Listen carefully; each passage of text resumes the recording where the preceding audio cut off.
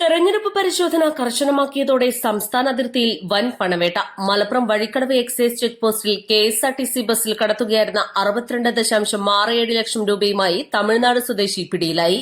കോയമ്പത്തൂർ സെൽവപുരം സ്വദേശി നാഗരാജിനെയാണ് excise inspector Sudhi K സത്യപാലിന്റെ നേതൃത്വത്തിലുള്ള സംഘം പിടികൂടിയത്.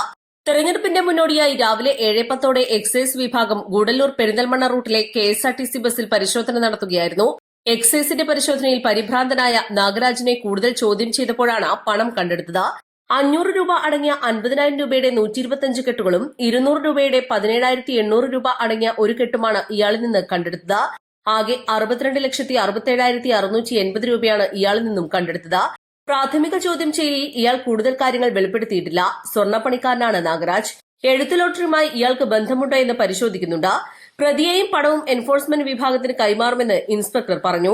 അതിന്റെ ഭാഗമായിട്ട് ഇന്ന് രാവിലെ 7:10 മണിക്ക് ഗുഡല്ലൂർ പെരിന്തൽമണ്ണ റൂട്ടിൽ ഓടുന്ന കെഎസ്ആർടിസി ബസ് പരിശോധിക്കുകയും തുടർന്ന് ബസ്സിൽ ഒരാൾ ഞങ്ങളുടെ പരിശോധന കണ്ടപ്പോൾ സംശയകരമായിട്ട് പെരുമാറുകയും ചെയ്യുകയും ഭയപ്പെടുകയും ചെയ്തിട്ടുള്ളതാണ്. അപ്പം ആ സമയം തന്നെ ഞാനും പാർട്ടിയും എൻ്റെ ബാഗ് തുറന്ന് പരിശോധിക്കുകയും ബാഗ് തുറന്ന് പരിശോധിച്ചിലായതിൽ ഒരു 500 രൂപയുടെ ഡിനോമിനേഷൻ വരുന്ന 50,000-ന്റെ 125ഓളം കെട്ടുകളും അതുപോലെ തന്നെ 200-ന്റെ 89 നോട്ടുകളും ആകെ 6,62,67,800 രൂപയും ആണ് ഇതിന്ന് കണ്ടെടുത്തത്.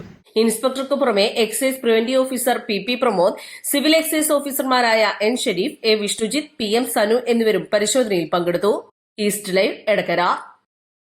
വെഡിംഗ് ആഭരണങ്ങൾ, ലൈറ്റ് വെയ്റ്റ് ഡെയിലി വെയർ ആഭരണങ്ങൾ, ഡയമണ്ട് ആഭരണങ്ങൾ എന്നിവ ഏറ്റവും കുറഞ്ഞ പണിക്കൂലിയിൽ നിങ്ങൾക്ക് സ്വന്തമാക്കാം. Haya gold and diamonds, Bandur and Elankur.